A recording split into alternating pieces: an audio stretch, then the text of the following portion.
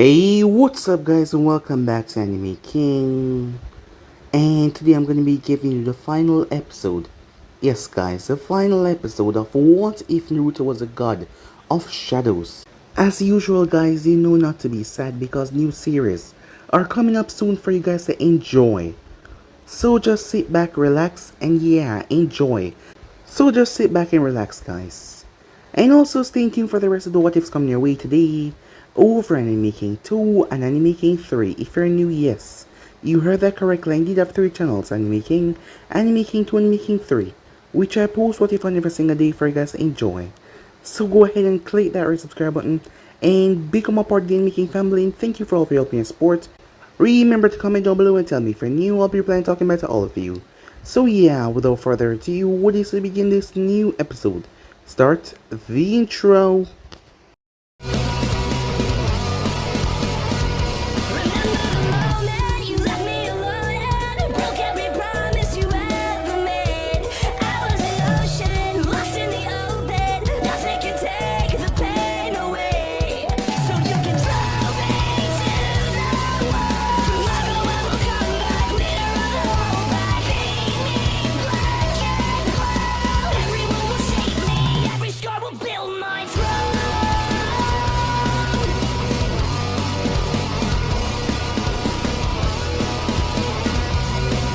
So, the last spot we left off, as Naruto was on the deer ranch, as he was helping with the deers, so with several of his other clan mates, before Suzu showed up, as she was here to spar with him, as she was asking for his help, as she was under the tutelage of Yujiro, of the Anvu.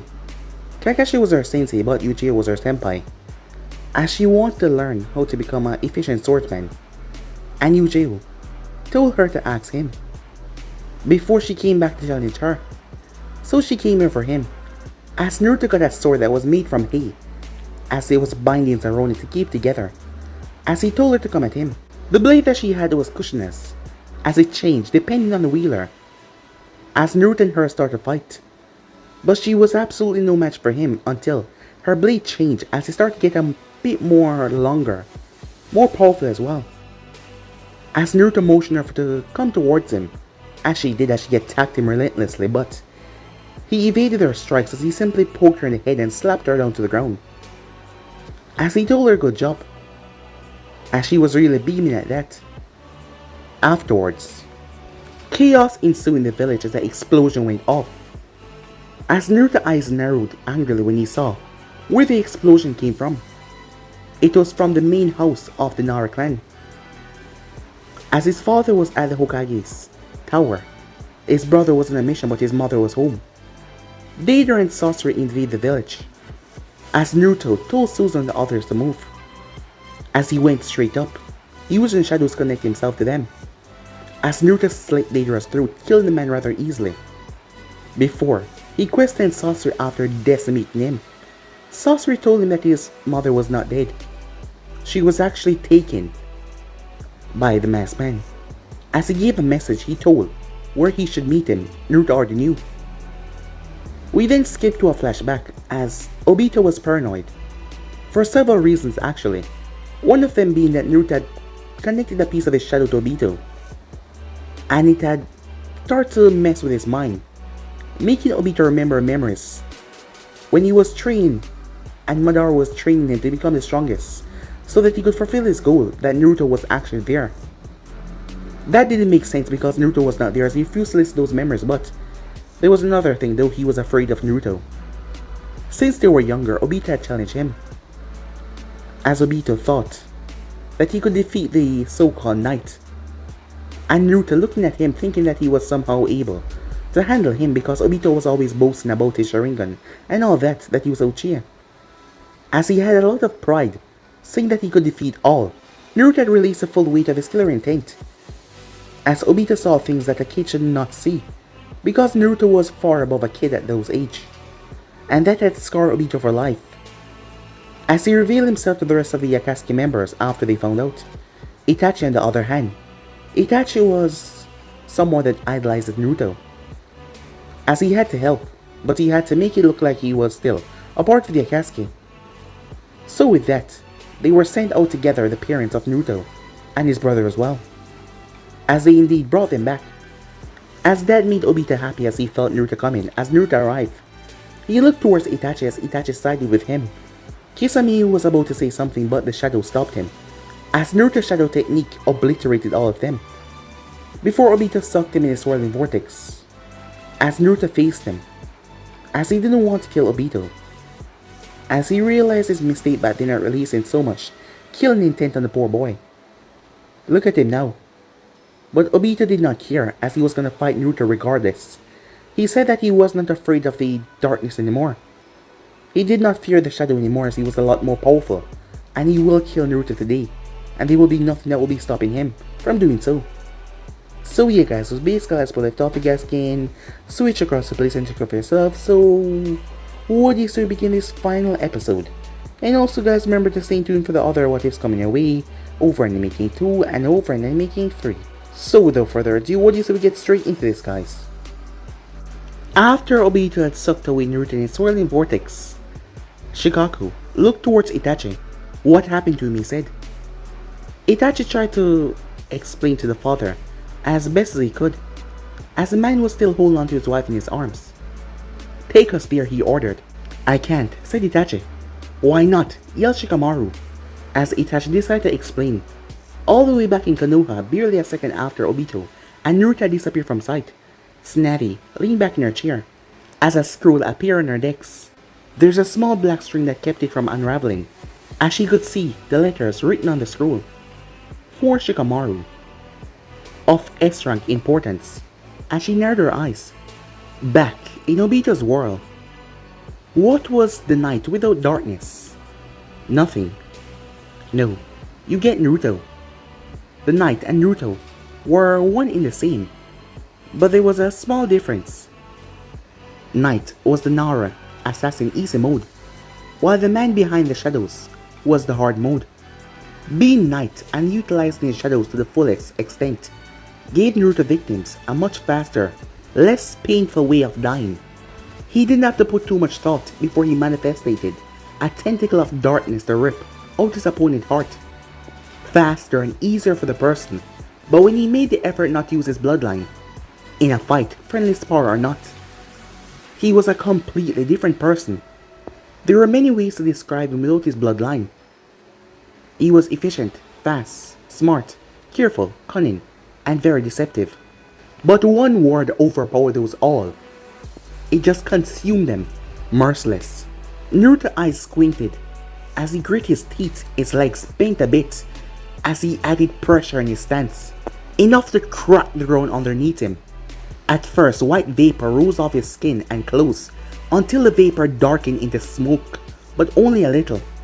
His blue eyes twitched and spun in their sockets, specks of red joining at the edge of his iris before the spitting motion stopped, leaving his blue eyes corrupted by an evil red toxin, shimmering like ruby fractions at the edge of his iris. But they never fully reached in to overcome the blue. But all around the blue was nothing but red. Obito's eyes widened when Naruto suddenly blinked away into thin air, the whips of dark smoke gone with him. As he reappeared in front of him, his eyes looking like they were on fire, pure red with the centers blue. Obito, lone working Sharingan, could barely keep up with Naruto's movement. As he brought his hand up, he had to saturate his hands with chakra to enhance his strength, seeing that Naruto was doing the same, as he blocked the first attack. But all the pressure from Naruto whipping through the air so fast came on them and slammed into the both of them. As Naruto thrust his hand forward, Obito shifted his body to the side as he felt the immense heat from Naruto's attack. As Obito realized that Naruto was not holding back, not even the slightest, that attack, the 5-finger fire attack, was a powerful one, as he made the hair on back of his neck stood up. As Obito raised his left knee to slam it in Naruto's gut, but Naruto slammed his hand on his knee, pushing it back down as he burned his clothing. But it did not burn his skin because Obito was still protecting his body with chakra. But Naruto's 5-finger fire attack was still activated. As Naruto thrust the back of his hand forward to hit Obito, but man tilted his head once again.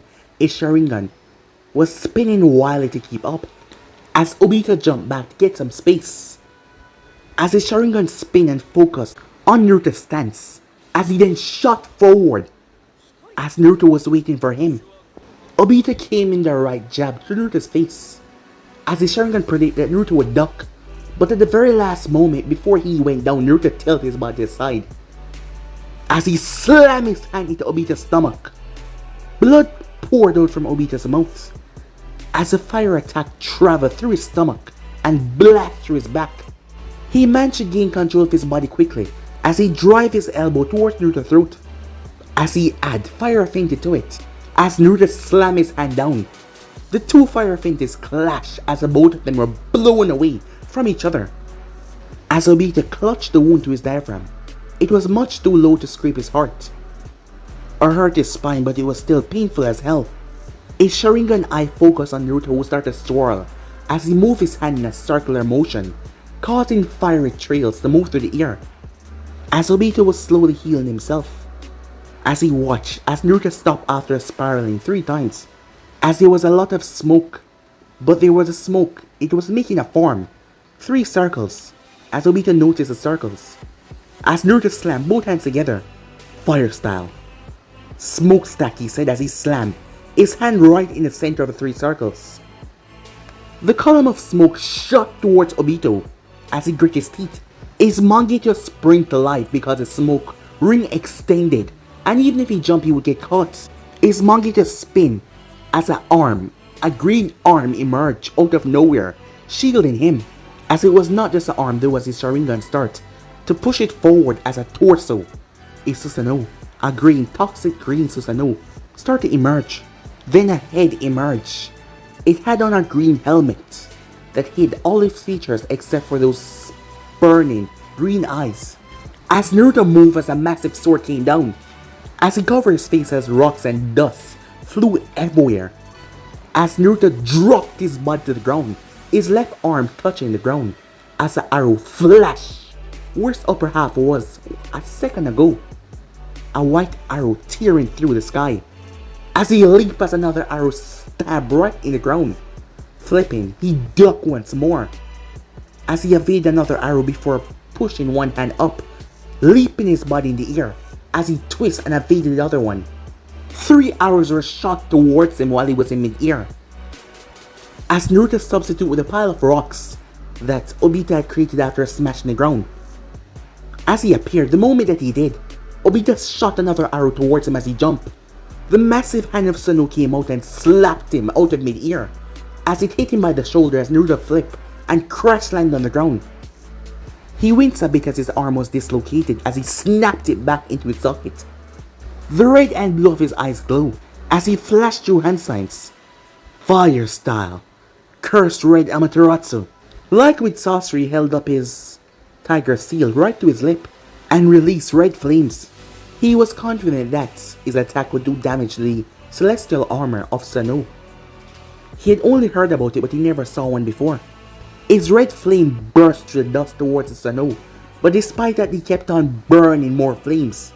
A second later, black flames managed to hit his red flames as they were overpowering it. It was like they were eating away at his flames as he was forced to leap away. Once he landed, he ran his finger up his left sleeve as there was a seal that appeared. Poof! A katana with a red hilt appeared in his hand. He needed to get to Obito directly as he moved right through the dust. As several arrows were coming down towards him, as he managed to evade them all before he leaped out of the smoke to see Obito standing in the center of the green monstrosity. The Susanoo had 4 arms. The right top arm had a bow in it, and the left bottom arm had a white sword in it. As Naruto's blade started to shine hot red, as he curved and dodged everything until he reached the monstrosity as he stabbed his sword right in the center. One finger fire attack. The tip of the katana released a wave of intense scalding flames right out of it. Meanwhile, at the Valley of the End, as the Mr. Hawk that Tsunade had sent arrived a minute ago and dropped a small scroll in Shikamaru's hand, as Shikaku was tending to his wife, The woman couldn't help but smile. A tender smile to her husband as he worried over her well-being. They did not notice the bird fly over and leave the scroll for Shikamaru. Itachi was sitting down, his mangete whirling in his sockets, searching for something he was not sure he would find. Meanwhile, Shikamaru was sitting down, as Itachi had told him about the world in between that Obito had brought Naruto. But his eyes focused on the scroll. Inside it was a stored seal, one on top the other. As he unsealed the first thing in the top, a letter. To my little bro, Shika. I don't know how to tell you this, so I'll start like this. I've been a ninja for very long. I have seen things that most people wish they would never see, and I've done things that scarred my conscience. But what I have, as many ninja like me has, we start to develop a sense of danger for our inevitable ending. I've been having this feeling since I returned from the West, that my end is coming. This is not something that you would like to hear, especially since I just got back a few days ago, but it's the truth. You're a big boy now, Shika. You're much smarter than I ever thought you could be. And I'm forever proud of you. That is why I'm telling you this first before mom and dad hear about it. Because I trust you. To break the news to them without breaking their hearts. Saying that I'm a proud big brother is an understatement, Shika. You are not the kid that used to be afraid of monsters anymore under his bed. You're that monster now. But to all your enemies. I've been writing this letter since I first came back. So if I sound disjointed, then I apologize. By the time you're reading this, a chakra, time lock seal, connected to my chakra network, has been disabled. And unseal this letter, meaning that my chakra network has stopped operated. And we both know what that means. I wish I could have spent more time with you and mom and dad, but I can only run from death for so long. Please, don't look for me, Shika. I want you to keep being the strength of the house, and I'm certain that you'll make a great clan head one day. I trust that title to you now. I also trust something else to you. It's called the Rinnegan. It's only one eye, the other is with me. But even one eye holds great power. It's my way of staying connected to you and the clan always. I'm not sure the full extent of its abilities, but Jiraiya was a teacher of the former owner. You can learn from him. The Hokage if you act nice, or by yourself if you choose to use it. Whatever decision that you use, to destroy or use it, but I'm certain it's in the right hands. Live your life, Shika, that's my last wish. Forever, your big brother, Naruto. As he saw something else. P.S. Don't think I just left you and got killed off by a chump, little guy. I also left you everything I have in my bank vault. Yes, I have a vault. I paid a lot of money for it. My banker has a document that says all I have go to you. And there's another copy with the Fire Daimyo. Yes, again, the Fire Daimyo. Just in case that banker decides to pull any tricks. I don't have any need for them where I'm going, so use them wisely. Shikamaru's arms dropped to his side. As his head lowered, tears coming in his eyes. His big brother was dead. His hands starting to shake at his sides. His eyes looking towards the ground. He clenched his eyes shut, forcing his tears not to fall. As he placed a hand over his mouth, calming himself. As he looked back at the letter as he unsealed, there was a jar, with the eye floating inside. As he sealed it back inside and placed it in his flap jacket. As he got to his feet, his parents turned their gaze towards him. As they saw there was a look on his face that worried the both of them. He fell on his knees in front of his parents, as he delivered the news to them. Meanwhile, in the world in between, shit, Obito curse. As he dodged the fire finger of the assassin, each finger breaking into the armor. As Naruto fainted was fire just like his mother, and it was quite potent and deadly. He had mastered his fire affinity when he was a Chonin, so much so that if he ever wanted to make use of his affinity, he did not need to mediate for longer than a minute. He could shroud his body with fire chakra, creating thin black smoke seeping off his body, and turning his eyes red in the process. But fire was not the only nature transformation he had managed to master in his long successful career. Earth was the next he had grasped, then lightning and water. Wind always gave him trouble, so he stopped trying mainly because his fire affinity could negate wind. During his time in Konoha he was, well, confident in his skills, but after going to the west and being pitted against monsters, men and women who were molded in fire of centuries of war and death, he realized that those back in the east were lower than he thought. This realization came up after he had defeated the S-Ranks, Zombie Brothers, without even lifting a finger. Yes, there were some people that gave him troubles, like Nagato, but he always found a way to end their lives, one way or another. Obito slapped away the fingers coming towards him as he slammed his knee into Naruto's stomach wince a bit before Naruto tripped him. Obito rolled back as he flipped over. Naruto blasted a column of fire at him. The Susanoo was rapidly disintegrating with each fire attack. Obito cracked his heel on the back of Naruto's neck as he cursed when Naruto dissolved into steam. As Naruto broke from the ground like Conan, Obito dodged and drive a kick into his stomach, only for Naruto to burst into steam once again as he cursed angrily. As Obito dropped to the ground, as he looked around, his Sharingan working overtime as he picked up the kunai and blocked several shurikens that came towards him as he deflected all of them. He dodged as Naruto appeared as he slammed his foot right in Naruto's stomach. This time he did not disperse as Obito drive a kick right under his chin. As Naruto flipped backwards as he flew through hand signs. Water release. Flash flood.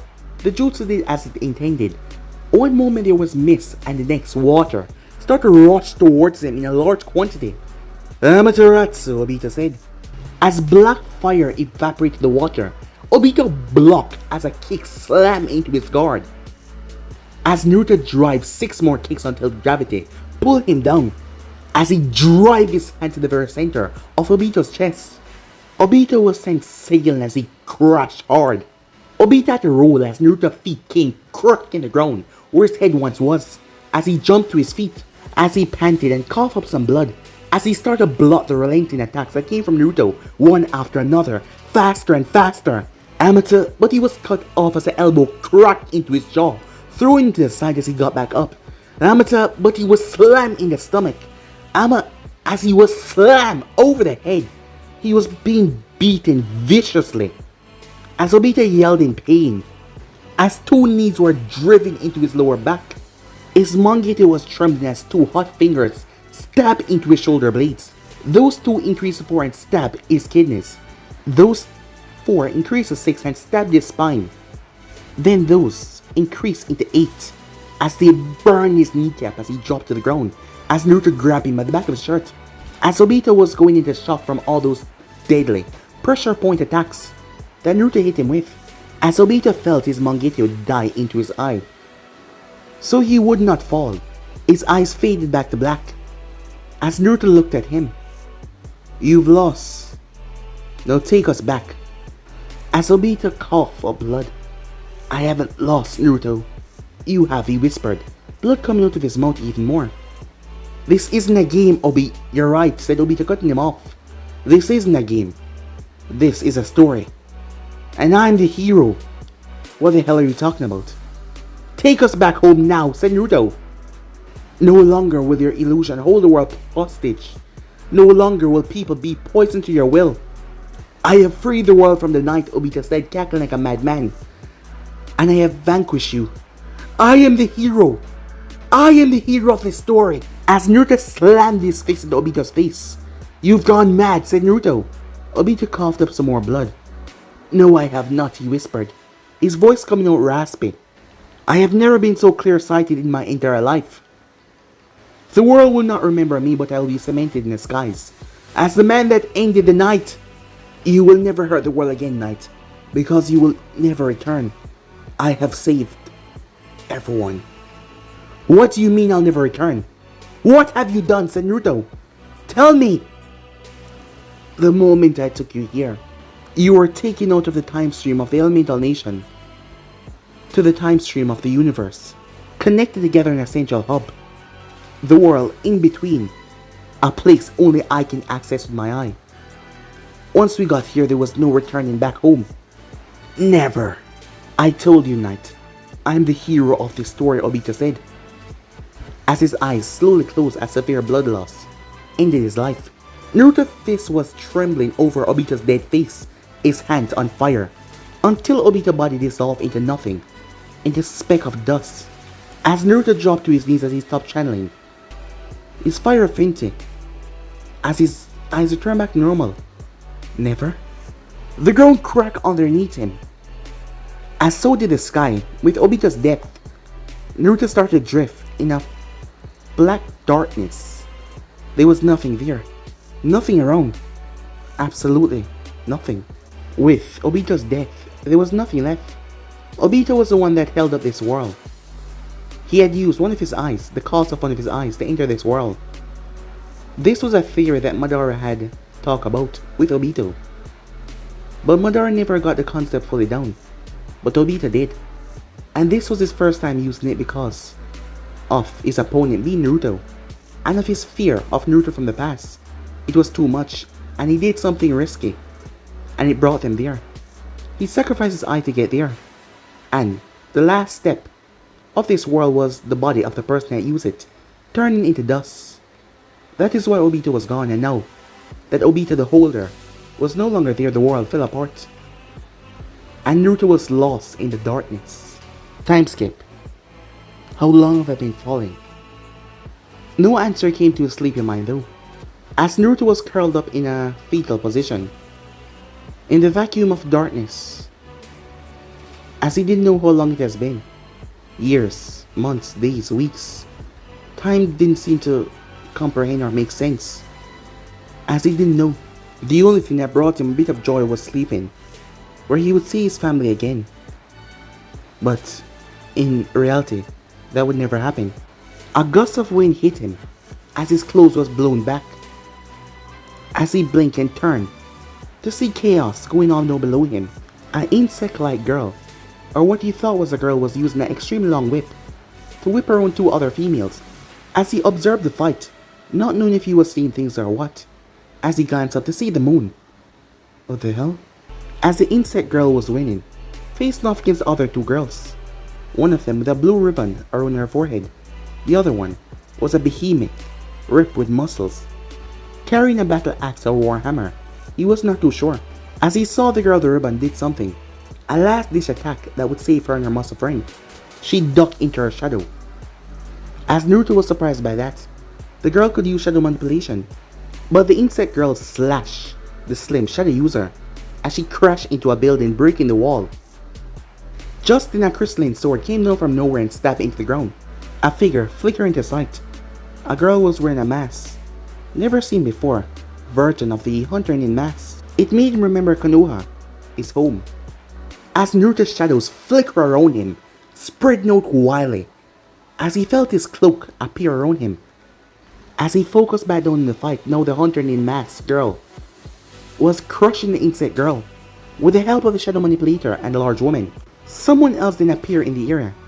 A man wearing a mask, it seems. He was in a pink striped suit, very tall from what he could see. The mask was painted white, but the facial appearance was of a sinister gentleman, smiling evilly with his eyes curved up in glee. The ground was getting closer, so Naruto opened his cloak as he glided down to the ground safer. As he touched down like a ghost, he melted in a shadow of a rock as the masked man snapped his head over where Naruto had landed a moment ago, before he turned back to the fight. As Naruto did not know what the hell was going on, but this was not his fight. As he felt a pulse in the shadow, the masked user leaped out of a shadow in front of the said masked man as she was fighting him. But the masked man grabbed her by the throat as he smashed his head into earth and drive a tail into her stomach several times. Naruto closed his eyes in frustration as he sighed. Family is family. The words of his father, Shikamaru, echo into his mind. He remembered when he was 5 and he was playing checkers with his father. Family is family.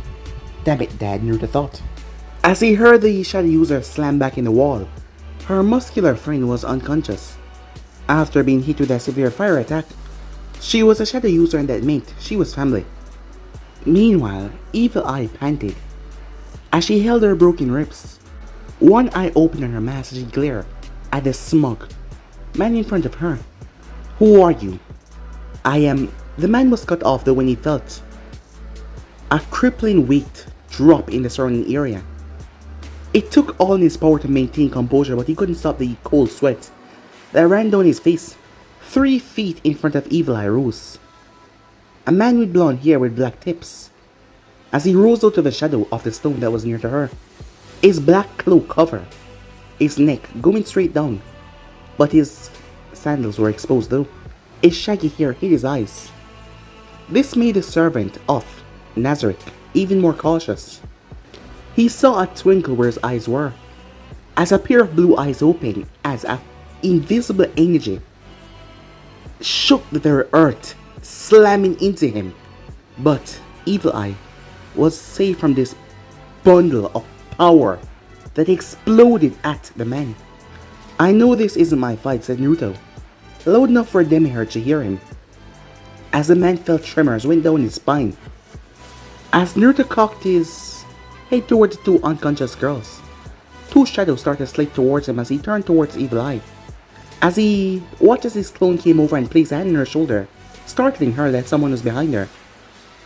As he started to pull her back, she didn't have control over her limbs, as she moved backward the clone.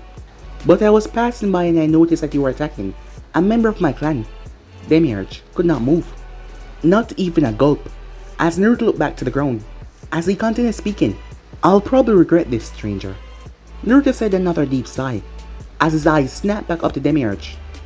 As Demiurge was able to see Naruto's whole face, dark heavy shadows surrounded his eyes and cast down his pale cheeks. The scene was all the more chilling when Naruto lifted his chin slightly, as the man felt a hand on his shoulder and a blade to his neck. "Trouble is my destiny, I guess," said Naruto. The clone then dragged the blade back, as it sliced through the man's throat, pushing his head right off his shoulder. All the while, the black adamantine knight, Momin, and the beautiful princess, Anabe watched as Demiurge was killed. They felt the killer intent that the man released, and it was rather surprising.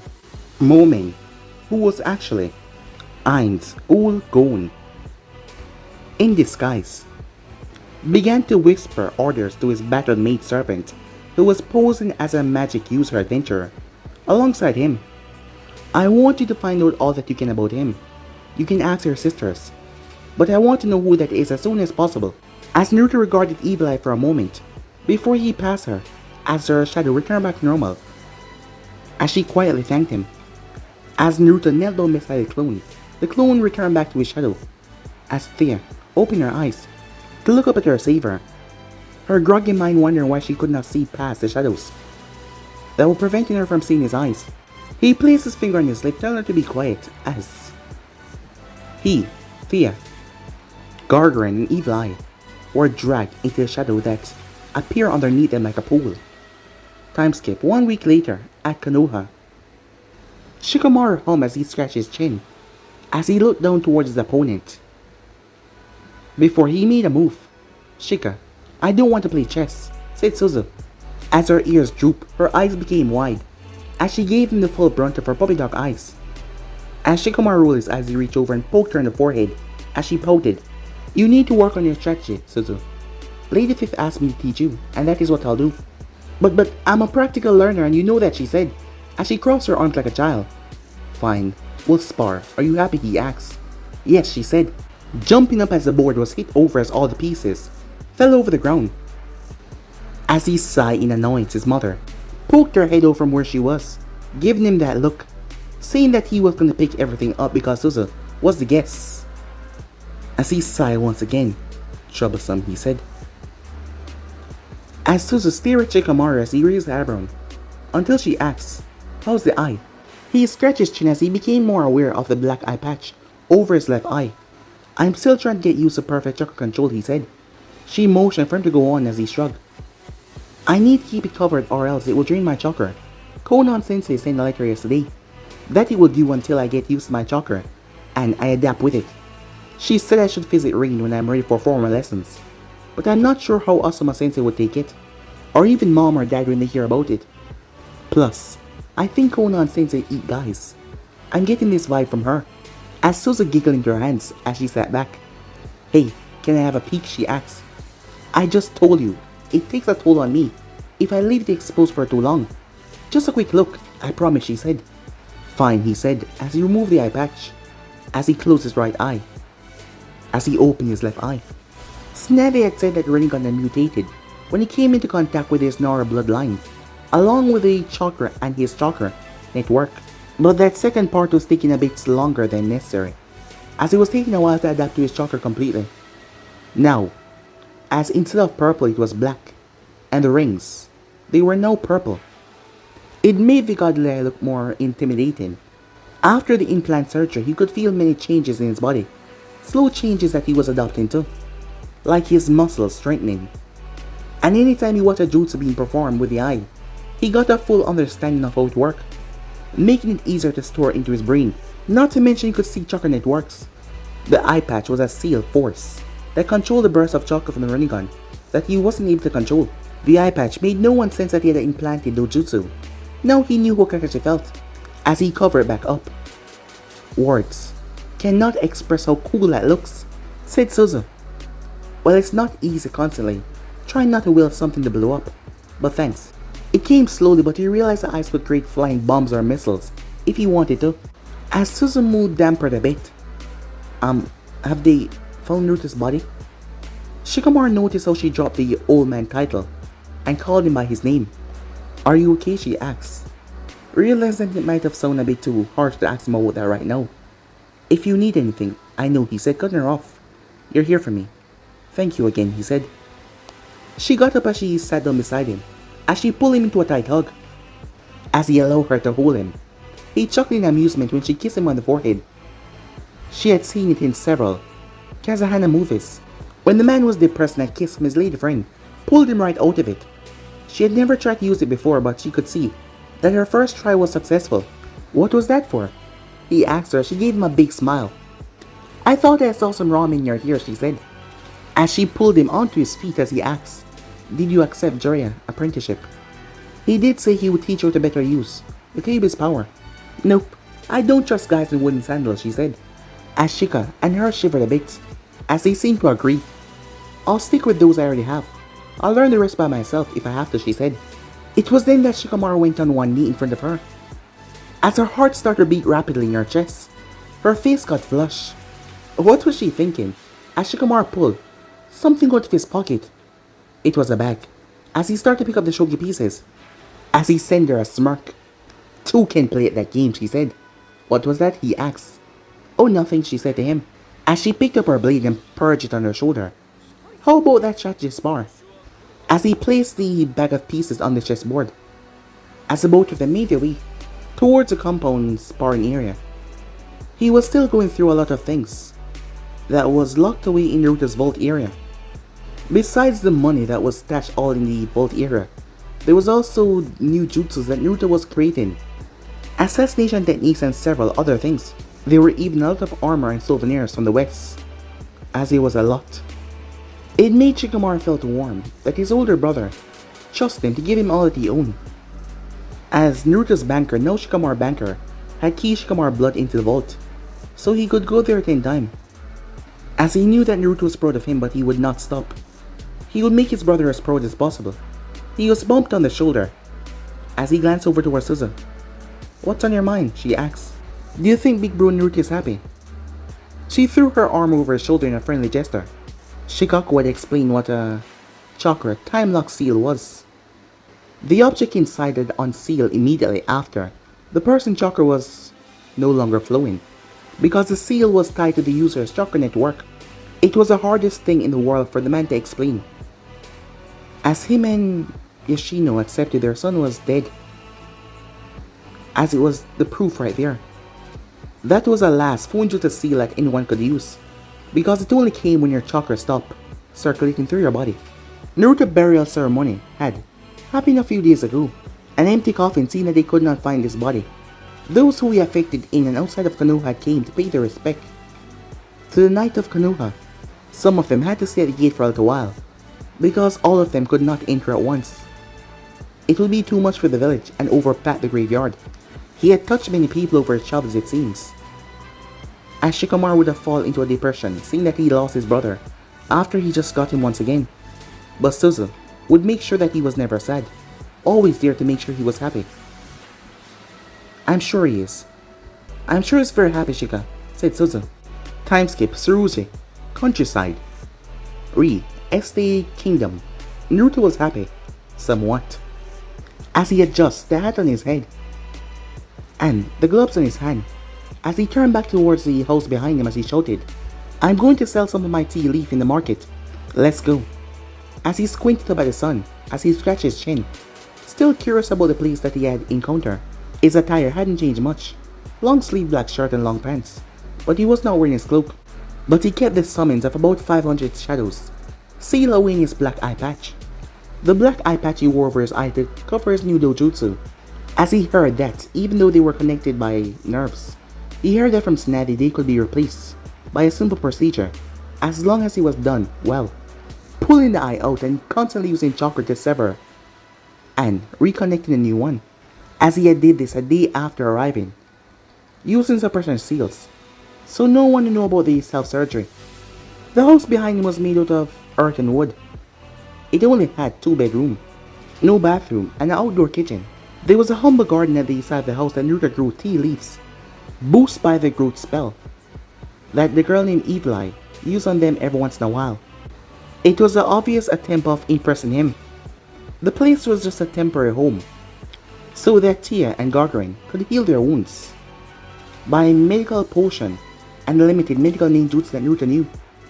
He decided to sleep outside out of respect for the girls. That morning, after sunrise, Gargarin had left for the royal palace to report to the leader of the group, who he had yet to meet for some strange reason, while Tia had chosen to stay behind for observing the other shadow user. Also, she was not fully healed of her wounds yet. He also found out that she had a twin, an identical twin, who was a shadow user as well. "Why do I have to go, old man?" said Tia, as she stepped out of the house, as bandages were over her body, with her clothes over that, but her blue ribbon was still on. As Naruto smiles, he remembered that familiar name, as he hefted the basket up and tossed it to her. "You need to get out more. Holding yourself here forever is not healthy. And your sister said that she didn't trust me to be alone here with you, so she wants you to be in the capital with her." Tina was a very talkative girl, as Naruto guessed that there wasn't much that she could keep secret. She reminded him of Shika always marching into his room to talk to him about one thing or another. As Naruto did not mind, as his first priority was to find out more about this new world that he was in. As Tia sighed as the both of them started to move towards the stone walkway, as Naruto flagged down a passing caravan, he shushed the girl behind him who was mumbling. As he spoke to the person, "Can we please accompany you to the capital? She will pay." "Hop on, stranger," the man said, as he nodded to the back of the caravan. As, moving upwards, her wounds started to be affected by that, as Naruto helped her up. An hour later, after some idle conversation, they were dropped off at the gate, as Tia showed her badge, as she was allowed inside, along with Naruto behind her, as she promised to get him a identification card, or at least a passport. "Do you want to be an adventurer?" she asked out of the blue. "No," said Naruto, as he scanned the market. "Why?" she asked, as she went after him as he moved towards the vegetables and leaf market section. "Too much work," said Naruto. "What do you want to do then?" "Farm," said Naruto. It was a dream of his to have a farm for himself and to grow crops, to use the money to sustain himself. But that was not a problem back when he was back in the Elemental Nation, seeing that he had enough money to sustain himself. But now he had no money here, as it was either he sold crops or became an adventurer. Being a ninja back in his home world was hard enough, with his skill set that is, as he was the one that his clanmates look up to. But now here in this different place, that was not the same. As Naruto was planning to retire once he became 30 back in his home world, with that long mission that he went on, and went away for 10 years, that had taken a lot out of him, so he was planning to retire once he became 30. He wanted to blame it on his lazy Nara genes, but after years in the West, and also he figured something, no one could really challenge him that much. Yes, Nagato was a powerful man, but Naruto had to pretend like he was not there, hiding from Jiraiya while fighting in the shadows. If he had fought Nagato straight on, the battle wouldn't last that long. As Naruto found someone that he was interested in selling to as he walked towards him. "Isn't that worse?" the girl asked. "I'm not attacking or being attacked. That's good enough for me," said Naruto, as he took the basket from her and placed it in front of the man as well. As the man called his price, as Naruto looked towards Thea, as he was still grasping the money situation in this world, as she frowned. So Naruto started to haggle with the man and he pushed up some more. When he got a firm price, he gave him the tea leaves, exchanging for the money, leaving a promise that he would return next week with more. It was a somewhat happy affair for him being in a new world. Yes, he dearly missed his family and his friends. He missed them a lot. But this was a new start for him. His Renegon eye. It had mutated just like Shikamaru's, unknown to him. He didn't know why he implanted instead of destroying it. But he implanted, and it just made him so much more powerful. So becoming an adventurer, he would be too overpowerful.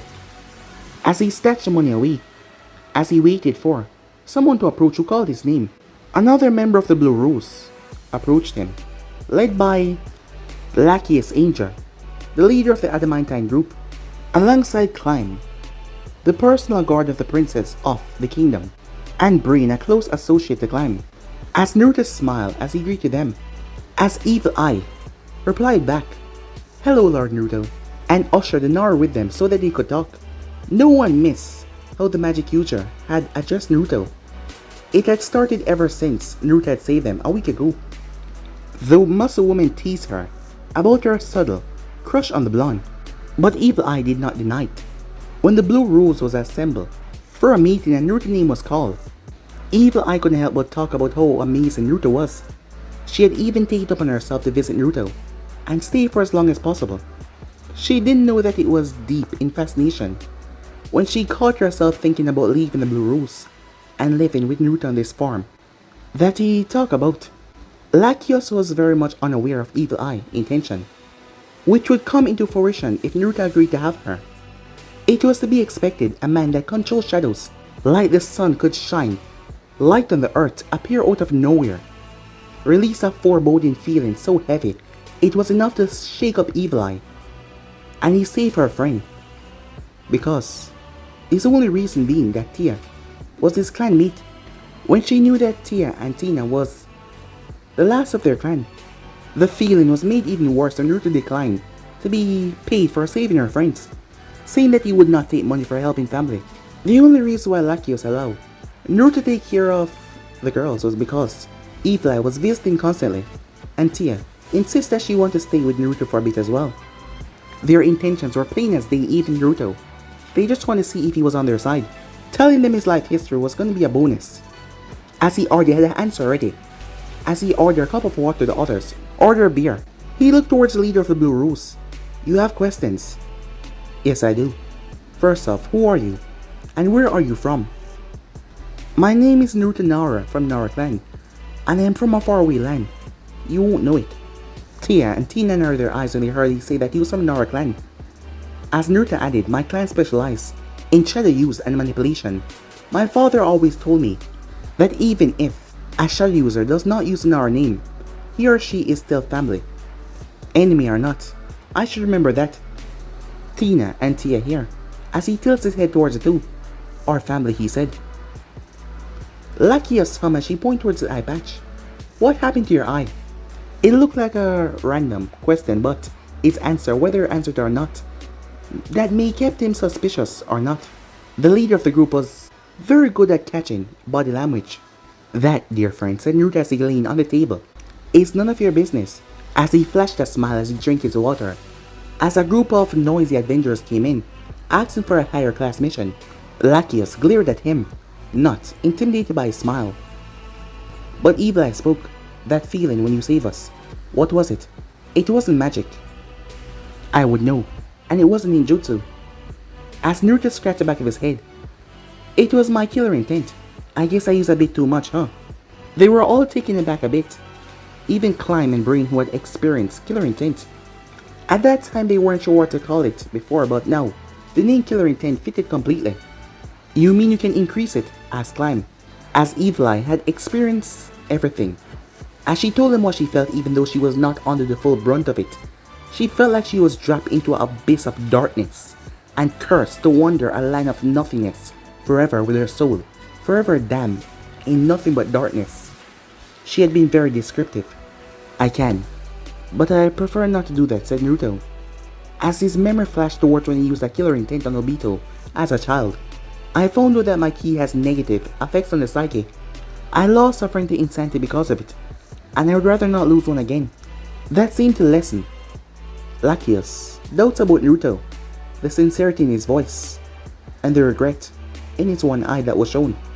If there was another reason why Naruto had implanted the Rinnegan, he wanted to still feel connected to his home, and he could feel the other eye, and in that extent he could feel his younger brother Shikamaru. It gave him hope that he could return back home. If he found a way to pull in the connection even more, the Sharingan could do it. Why not the Rinnegan? He just needed to find a way to truly understand the godly dojutsu. Initially, he had given Shikamaru one eye, because two would be too straightful on him, but now that both of them had one, he believed that he could find a way to go back. After all, they're connected. Meanwhile, in Nazarick, the little information that was gathered on Naruto was that he was still an anomaly, but he was powerful. And this was before the implant of the Rinnegan, unknown to them.